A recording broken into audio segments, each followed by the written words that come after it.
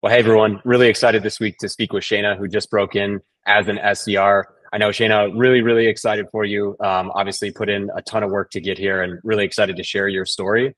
Maybe as a quick You. background, telling everyone your background prior to tech sales and kind of where you were at before starting this whole process. Sure. So prior to tech sales or breaking into tech sales, I was a real estate agent for 10 years now. This year makes 10 years.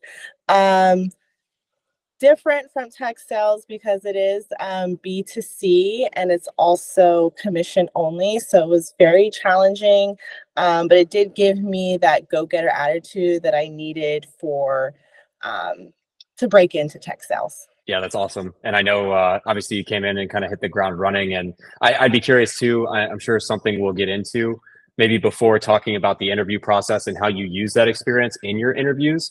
Maybe just a little bit more on what about tech sales is really appealing. Obviously, real estate has been very lucrative for many folks, but if there's anything, any inflection point for you where you were like, yeah, I need to make a change. Just curious why that happened. Yeah, so a lot of things. I mean, I feel as though 10 years of being in any type of industry is a long time. And naturally, people do uh, tend to be interested in other things. That kind of just happened. That happened with me as well. Um, During COVID, I did very well, especially here in Los Angeles. I mean, everyone wanted to buy, interest rates were super low. And I did really well in 2021 as well. But at the beginning of 2022, I took a little bit of like a sabbatical with my children. We lived in West Africa for 6 months. And it was during that time that I realized that it was time for a change. And so when I got back in June of 2022, I did realize I didn't have as much of a passion for real estate as I once had. Um, so I was kind of just like figuring things out. It did take a while since from the time I got back until I finally tech sales like fell into my lap. Um, I think everyone has like that idea of like, oh, like, our devices are listening to us because one day I had told my husband, like, hey, I really do like the sales. I really do enjoy the the aspect of like helping people and servicing people and um, giving them the product that they want, but just real estate is not it right now. And I don't know, a day or two later, YouTube, I'm on YouTube and it's on my timeline, tech sales. I'm like, okay, well, what's tech sales? Like, this is pretty interesting. And then from there, I watched Eric's videos, so many other students who had success on it, and breaking into tech sales, and also veterans who were making these videos like 5 years ago that are now getting a spotlight on the YouTube timeline. So yeah, that's just kind of how like my journey into how I found out about tech sales. Yeah, I'm curious too. Maybe even before we started working together, like where were you at in the process, right? Like, were you actively like applying? Were you already sort of like in the interview rounds? Like, maybe paint the picture for people out there that are watching this for the first time. Like, where were you at in that process? Sure. So, like before I found out about higher levels tech sales ascension, pretty much, I actually was taking course careers. I had enrolled in course careers like at the end of May, and I completed it like mid July. After I completed it, I started to apply for jobs that nothing was really like clicking. So I was like, okay, well, something's like missing here. And I think I'm missing maybe like a mentor or like a coach aspect of it. And so I was watching a lot of Eric's videos on YouTube and he had mentioned the course. So I decided to take that jump. And I think it was like 2 weeks after I finished course careers, I was like, no, like something is like missing here. And so when I did join tech sales ascension and now it's higher levels, it was great. I really enjoyed the weekly Q&As. That's like the top thing that really intrigued me to join, and I'm really thankful for that aspect of the course. But one thing that Higher Levels had like a one up. Well, there's several one ups, but one of the one ups that they had over Course Careers was just like the interviewing section. That was like the really, really brief in Course Careers. And it also, it just didn't feel right. I feel like there was probably some things missing in that recorded video, and maybe they changed it now. I don't know. I haven't logged in a long time, but I really love how you guys broke down the interview process and how to, I had wrote it down, actually how to land the interview, how to land the interviews. Like that's like the most important part, right? Because again, you can just apply, but there's more to it than just applying. And that's where Higher Levels came in and opened my eyes. No, and kudos to you. I know that you were landing, a lot of interviews with even some very, very acclaimed companies as well. So, hats off. You obviously were very, very involved, and you were awesome to be part of the community. Like, we have a lot of students that were speaking very highly of you. So I'm just glad that you're here on the other side now. I am curious too, like you mentioned the interview process and obviously like landing the interviews, like what specifically was it inside of the course that made you more successful? Like, was there like one element, one video? Because obviously we've broken it down into so many different parts and segments. Like, was there a particular strategy that you applied where you were like, oh, okay, like this is finally sticking, or this is working, or, was there anything that you used with Accredible in particular? I'm not sure, because I know that you guys are constantly updating your videos and the content, but I think I got this piece from one of the weekly Q&As, was that and I think it was also, I think Eric had also mentioned it in one of his videos, was that when you are applying, you just don't stop at like a LinkedIn connection or a LinkedIn message, right? Like there has to be more to it. So I not only connected with the recruiter and the hiring manager, I also sent them LinkedIn direct messages. And if I wasn't able to send them a direct message, I would include my message within the connection request. And I had also sent them an email. But on top of that, it didn't stop there. Like I also, like on day, I had like a cadence. So like on day 2, I liked a post or I commented on a post just so they can like really see my name. Like on day 1, they potentially saw my name like 3 times, and then by day 2, it's like the 4th time. So it's kind of like, okay, well, this girl is really trying to get my attention. And then I think it was like on day 4, I sent another LinkedIn message and another email. And by that time, I got a response from somebody. But yeah, no, obviously credit to you. I know, you really did well throughout the interview process. Maybe give everyone a quick overview of the job that you landed. And I have a few follow-up questions after that. Okay, cool. So I landed an outbound SDR role with a company called Accredible. Accredible is an ed tech company that provides businesses and education, like professional services and educational platforms, digital certificates, badges that are secured by a blockchain, so it can't really be duplicated. So like that's the tech behind this company. So that's what I would be doing, is finding businesses who could use that service. And the interview process was great. I used that same method of reaching out to the hiring manager and recruiter. The hiring manager loved that I reached out to him on LinkedIn and on email. So immediately he had the recruiter reach out to me via email,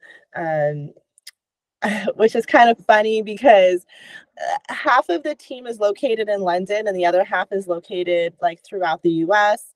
And so when I had first booked the interview with the recruiter, I knew she was in London, but like I didn't realize at the time schedule. So I'm thinking that I had scheduled a time for like 1 p.m. And I'm thinking, it's 4 p.m. Eastern time. I'm not really putting 2 and 2 together. And then so like about 2 days before my interview, I realized it's really 4 a.m. Pacific time. So I was like, oh my gosh, I can't make this mistake again. But I got my butt up at 3:30, 3 o'clock, prepared for that interview. And spoke like a trooper. So she was really great. It was really short and sweet. She moved me on for like the next week. And I met with the hiring manager. She was great as well. It was more of like a technical interview. So they want to know how I conducted my business and how did I get business, since again, it is commission only. I am my own business solo agent. So she really liked how I presented myself. The next interview, the third one, was a cultural interview. I guess you could say a culture fit. It was an interview. It was supposed to be with two of the SDRs, but one couldn't make it. And the other one was great. She was fantastic. She was really, really sweet. And then the last one was a presentation. I had to make a PowerPoint about why I want to work at Accredible. I also had to pick an ICP and a buyer persona on who I think would be a good fit for the product and why. I also had a little piece where I had to teach them something for 5 minutes. You know, they just want to see how I'm able to speak and how well I can engage others into my conversation. So it was great. I think one piece that really helped me was that, and compared to the other interviews, was that not only did I have experience from the prior interviews that I had, was that this interview, I found that I shared more of my personal life and my personal wins. And I think that's what really, I think that's what made them like me so much.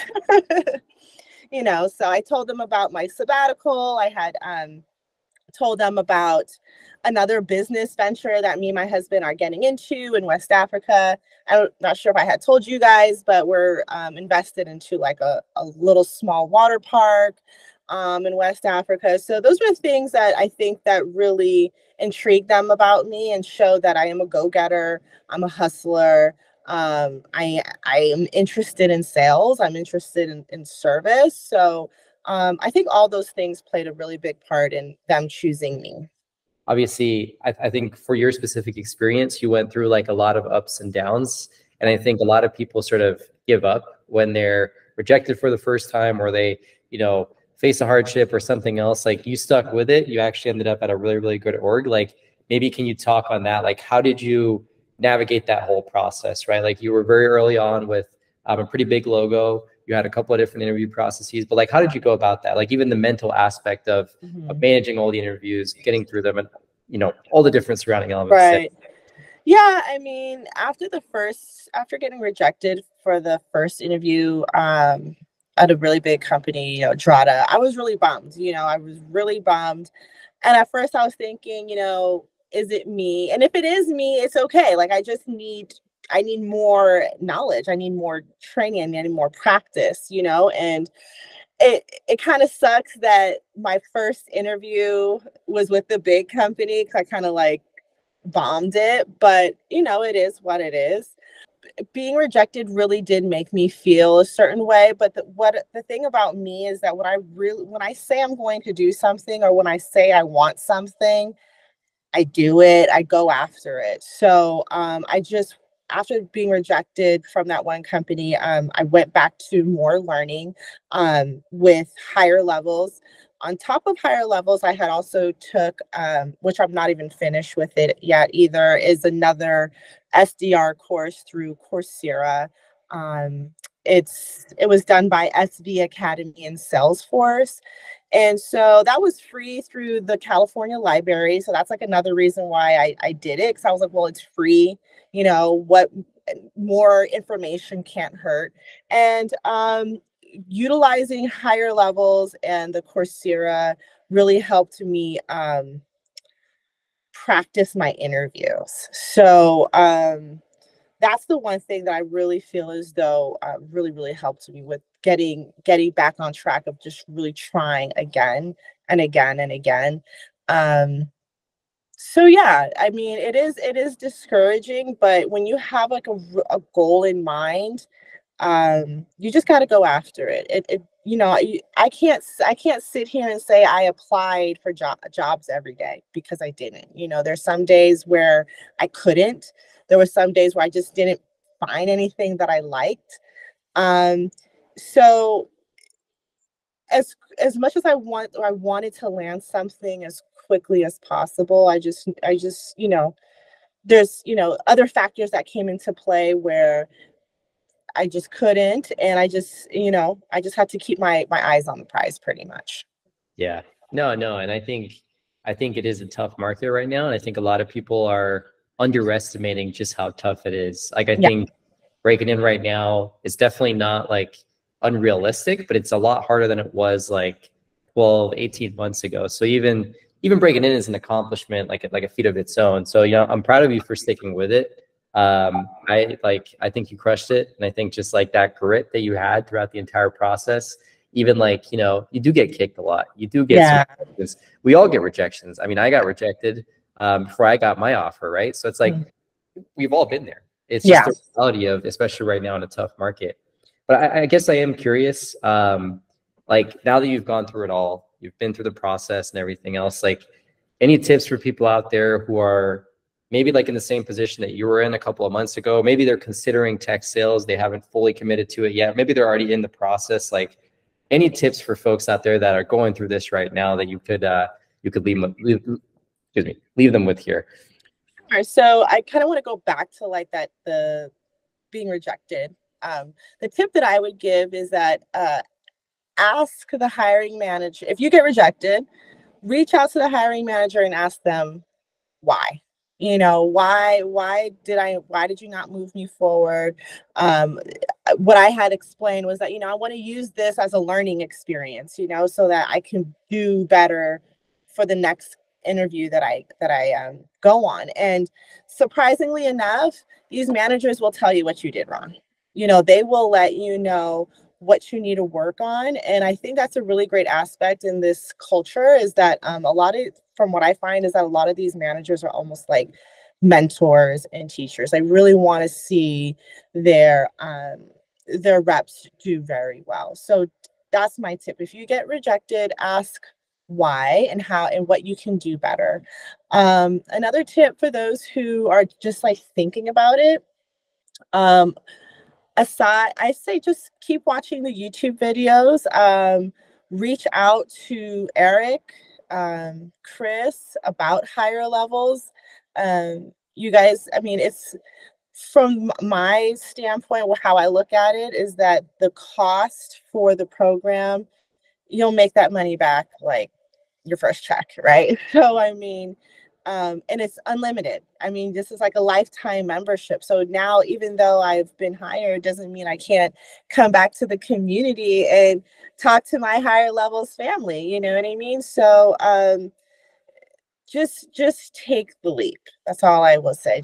I know you can't live a life without taking a risk. And I feel like this is a very small risk for a future that could be very lucrative and where you just feel very fulfilled.